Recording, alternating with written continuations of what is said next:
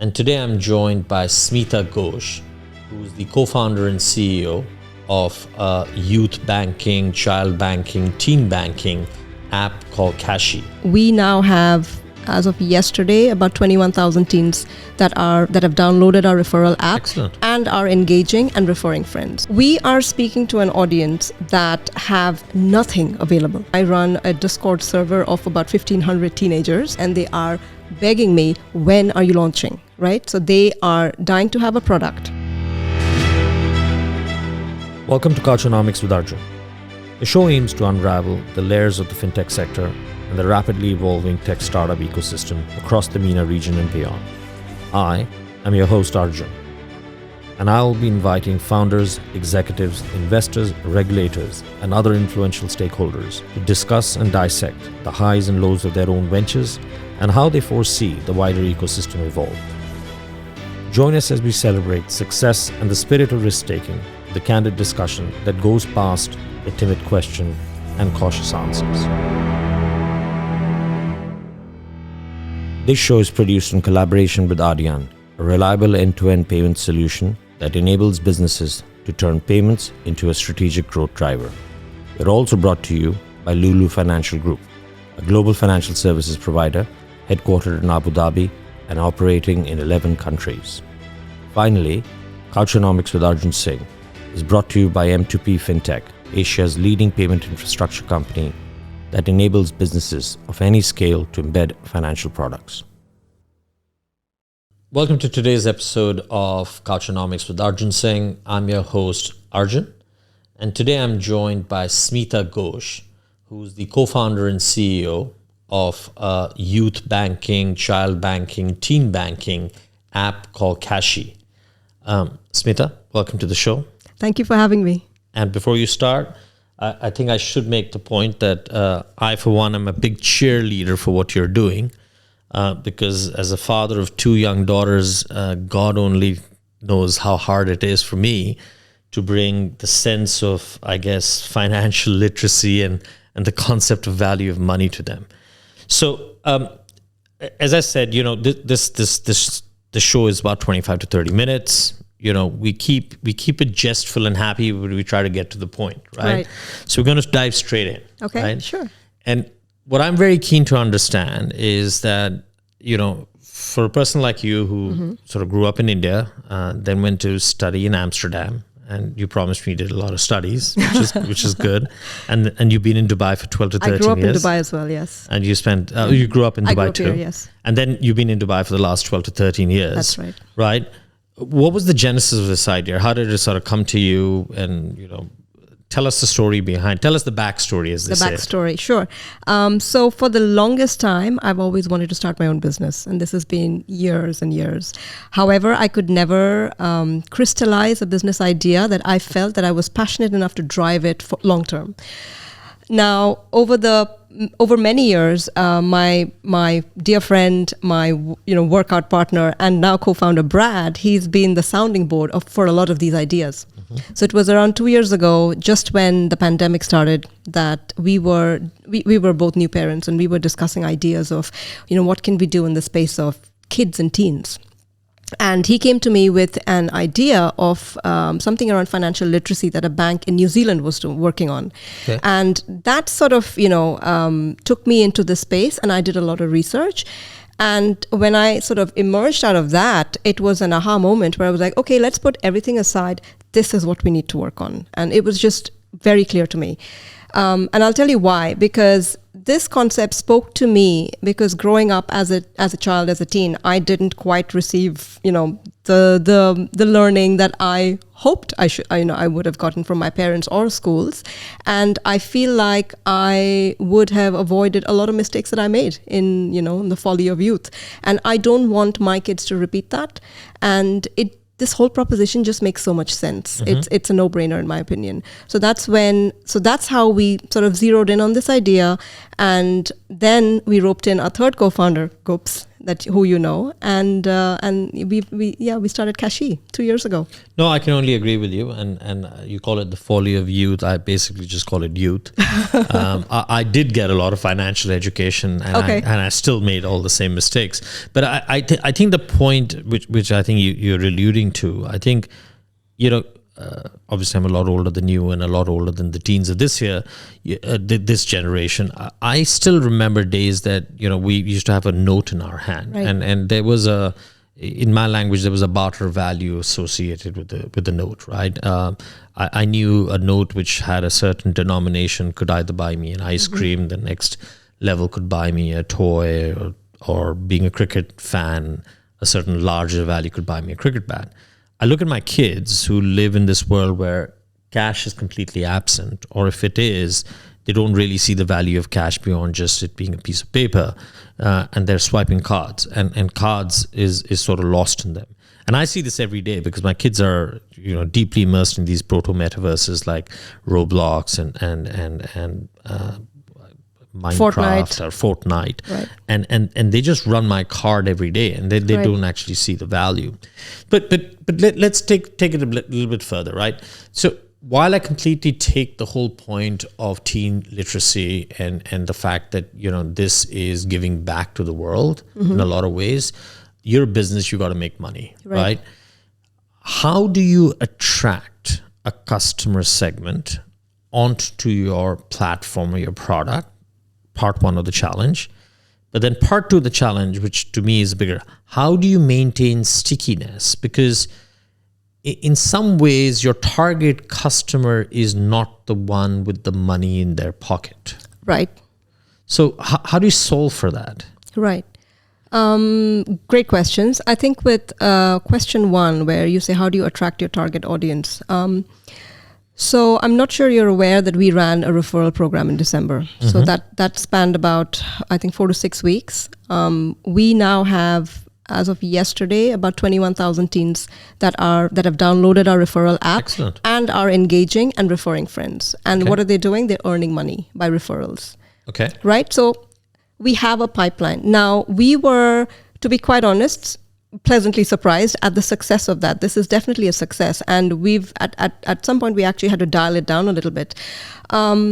We are speaking to an audience that have nothing available, right? So, and they are crying out. Believe me, I know, because I run a Discord server of about 1,500 teenagers. Okay. And I'm looking and engaging with them every single day. And they are begging me, when are you launching, right? So they are dying to have a product that can help ease their sort of financial lifestyle, if you will.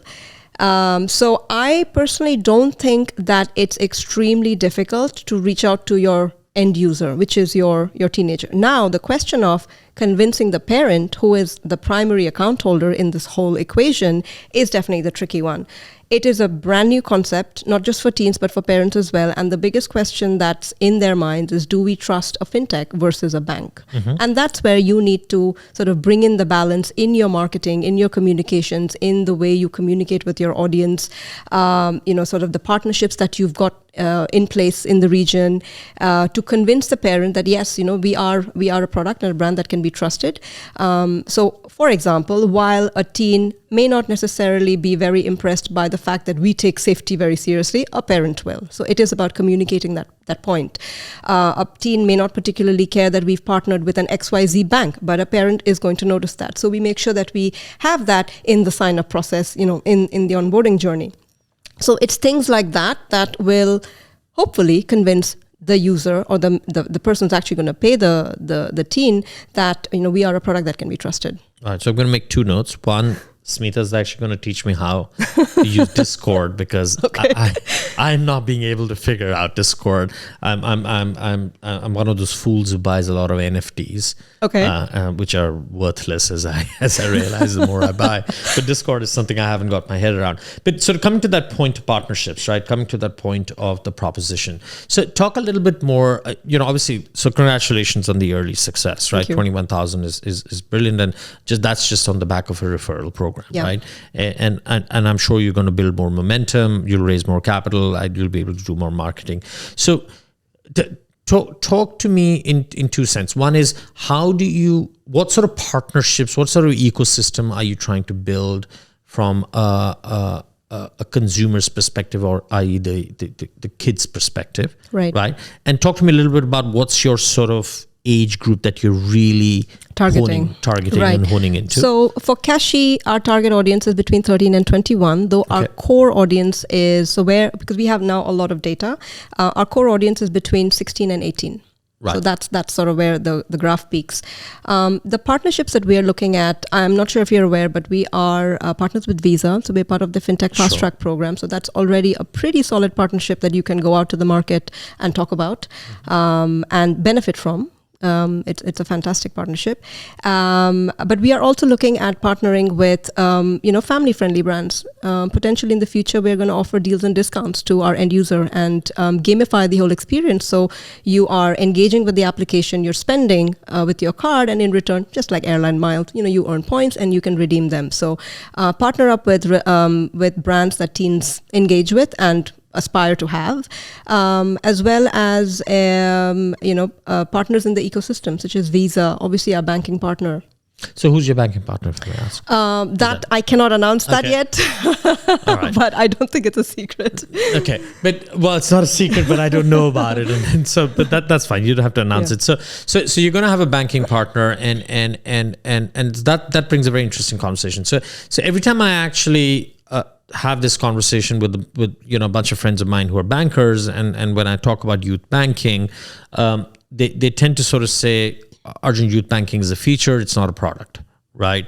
And they're like, we could launch a youth banking product feature very, very quickly.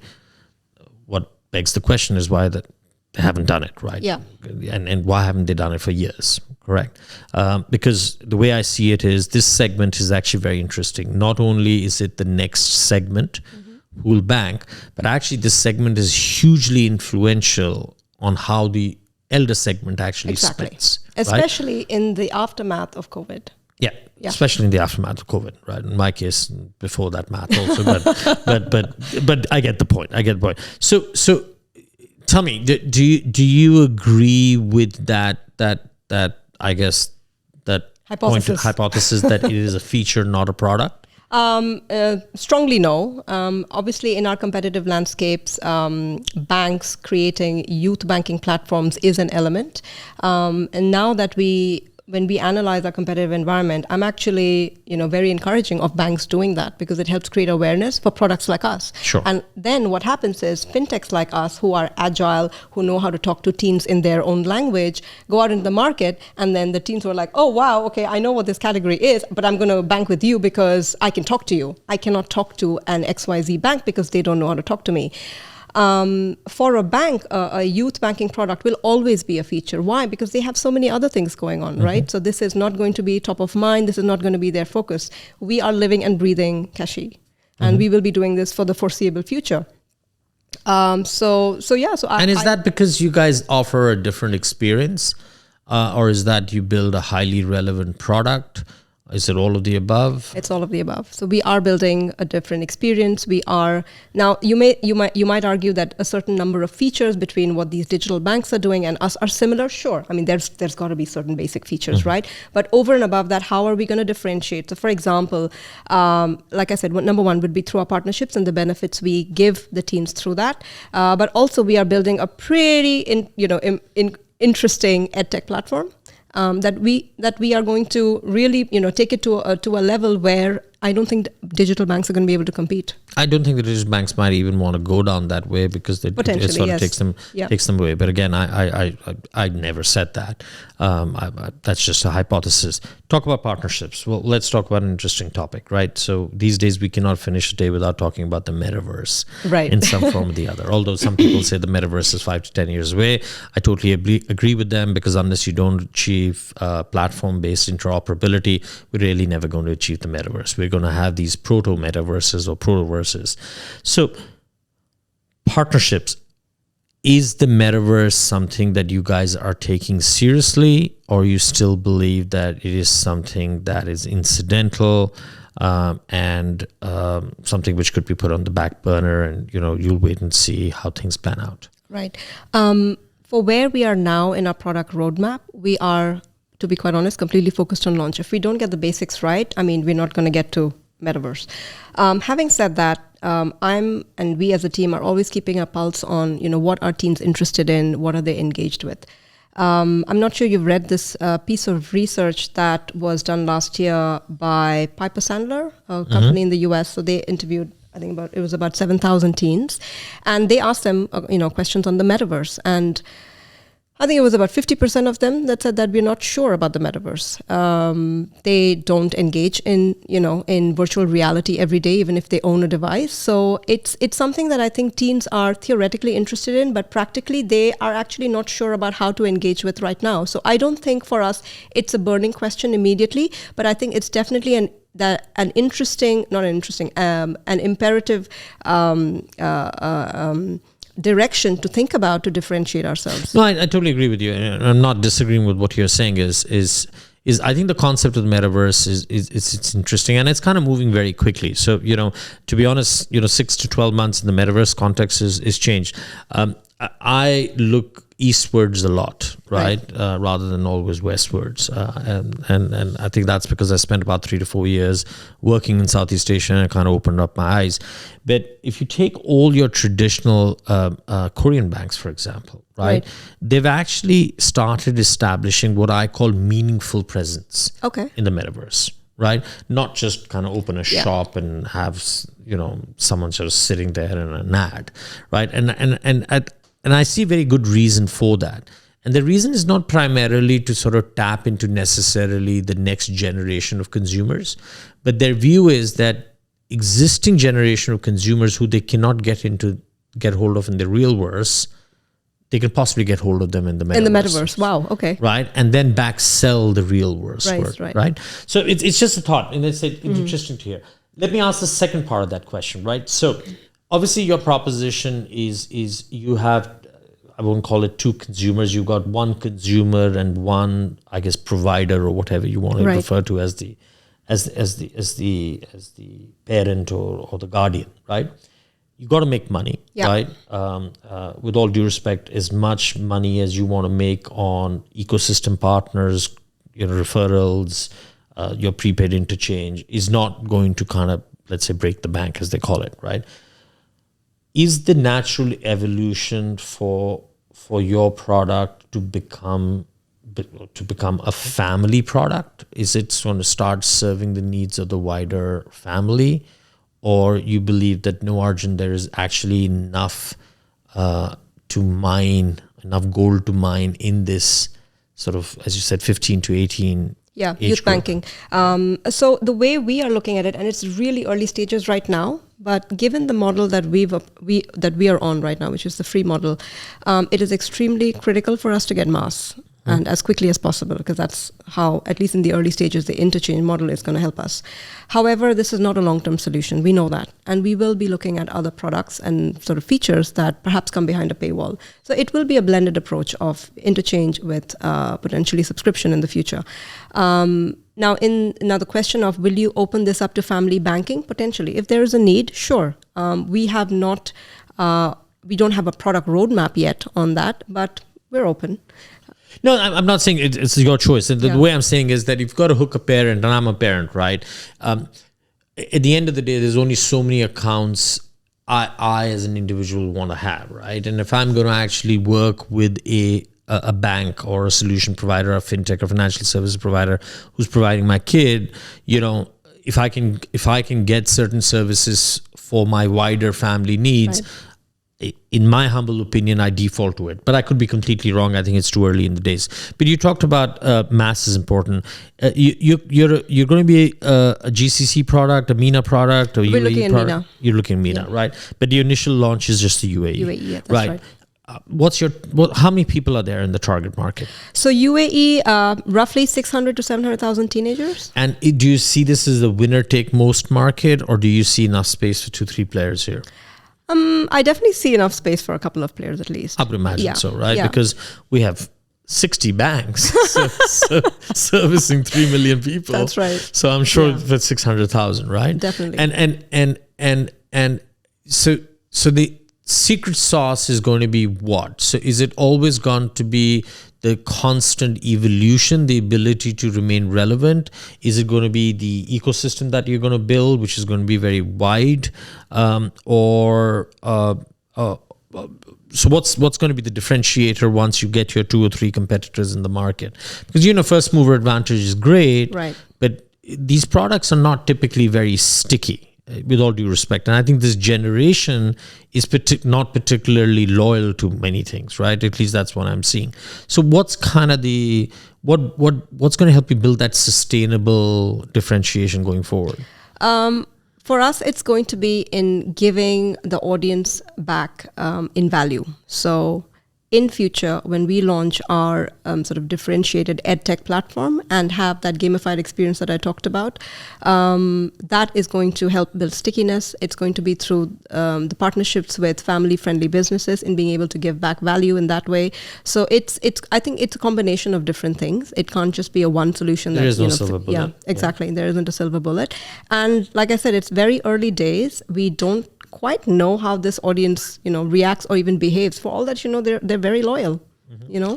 Are you looking at any global players as inspirations? Is there a particular player which particularly impresses you in a market that you feel that have done a wonderful job and is something which possibly could be used as an inspiration here? I think there are a couple of players. I mean, Step is obviously a name that stands out very, very strongly because they've done a brilliant job in being able to engage with the target audience from a very culture and lifestyle perspective. There's another startup called Till Financial that are doing it slightly differently. They're doing it in a more sort of responsible family banking angle, which is also really nice. Both of them, by the way, are free propositions. And there's another FinTech startup. I'm not sure if you've heard of it. It's called Early Bird. I've heard of it. Early Bird. It's about crypto investments for your child for the future. So there's a lot of innovation going on in this space. So I think there are a couple of examples that we're keeping an eye on that could provide inspiration. So Step is interesting. Step is that the D'Amelio. D'Amelio, yeah. D'Amelio, the Charlie D'Amelio. Charlie D'Amelio, right? She's the influencer. My older daughter keeps mentioning about. So what's your go-to-market in the sense? How are you marketing? How are you positioning to market? So referral programs aside, what's going to be the big thing? Are you going to use influencers? How are you planning to go to hit the market? So our approach to marketing is going to be a combination of sort of trial and error. So test and see what works for us. So we've already done that. The referral program was very successful. Mm-hmm. So, potentially we could repeat it in the future or not, or we'll try different things. Influencer marketing is definitely interesting. And then, we look at other elements like again, partnerships. So one of the things that we are doing in the UAE is we've partnered up with GEMS, and we've actually signed a contract with them where we go to around 25 to 30 GEM schools over the next year, and we're holding financial literacy workshops. And that's another way of creating awareness. And that's an excellent idea. Yeah, and getting people to adopt your product. I think the Visa partnership is obviously helpful. So I'll give you an example. What we did with Visa over Global Money Week in March was, again, going to schools with Visa, using their content, because Visa have libraries of content on financial literacy, repurposing some of their content to provide sort of fodder for our workshop. So there's so many things that we can do. It's going to be a question of trial and you're trying different things and seeing what works. Okay. And when's your full market launch? So we are very fortunate where our first set of cards are actually out there in market, going through end-to-end testing. Mm-hmm. And we are looking at launching beta sometime end of this month. Okay. So you launch in the summer. And first year is going to be aggressive, right? You're going to push as many markets as you can. That's right. Right. Yeah. So you get that done. What's the next market? Saudi. So we are on track to launch in Saudi by the end of this year. Mm-hmm. So we are currently going through raising our Series A, and hopefully we close that by the end of this month. That should put us in good stead. Okay, so you're in the middle of your fundraise right now. Yes. Well, best of luck with that. Thank you. As we were starting in the earlier, there's this whole conversation going around that there's enough dry powder. But I think early stage investments are still okay. I think it's the late stage ones which are getting trickier. But early stage does. So Saudi goes next, and then I'm assuming Well, there's Egypt, which is Egypt, huge, yes. right? Because that's Yes. 100 million people, and Exactly. that itself, and the children population is great.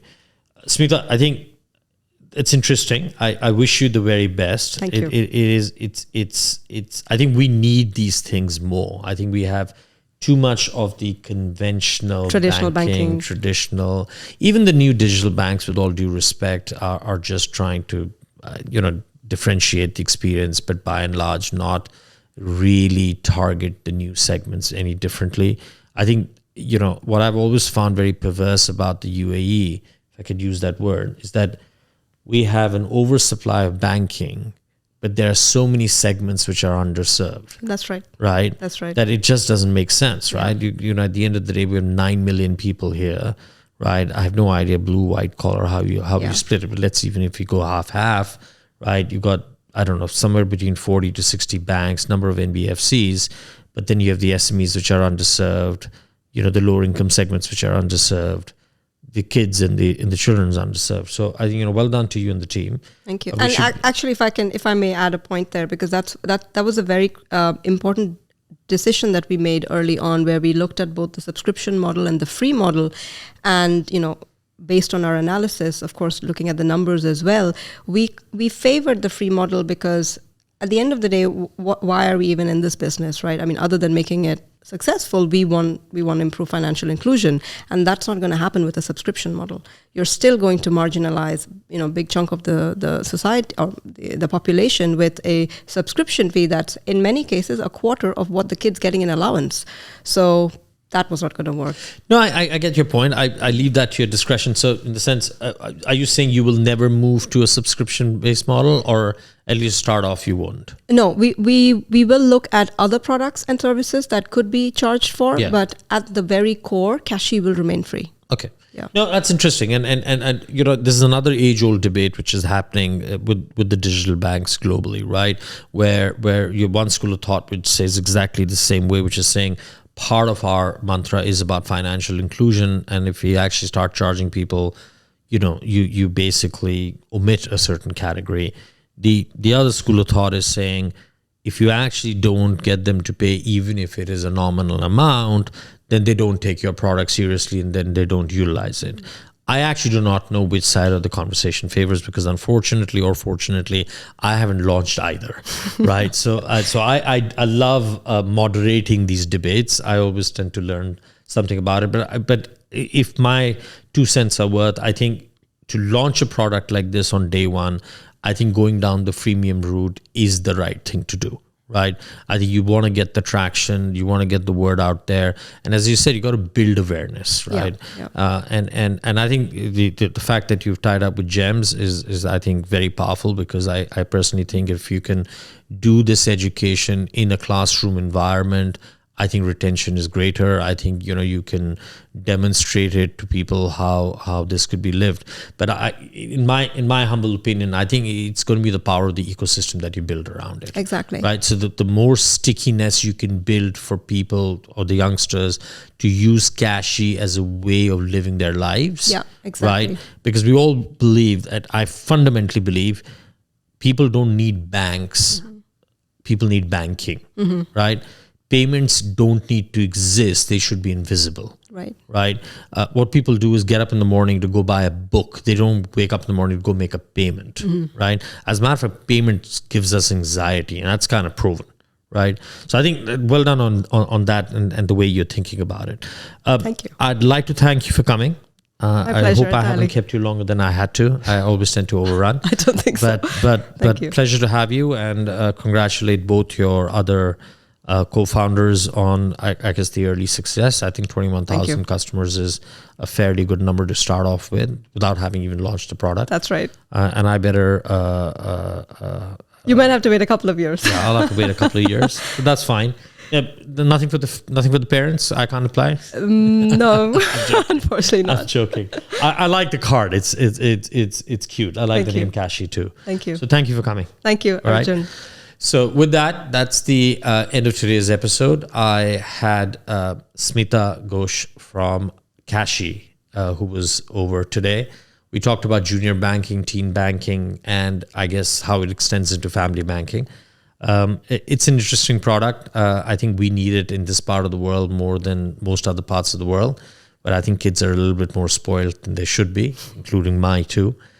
With that, I'll say goodbye until the next episode. Bye. What we're doing with them is we're going for technical, skill development for people who are already employed in fintechs and who are already in the financial ecosystem. Today's consumer is not going to change the way they operate based on the regulations. Today, the regulations are supposed to change based on how the consumer is evolving and how the consumer is changing. Today's consumer, I always say this, is demanding ease, access, convenience, transparency, affordability, and being able to have that delightful moment while they're using and engaging with the financial services. We are more, poised towards growth versus what's happening in the West and the East, right? That means that the consumer needs in this part of the world are more accelerated versus what's happening in other parts of the world.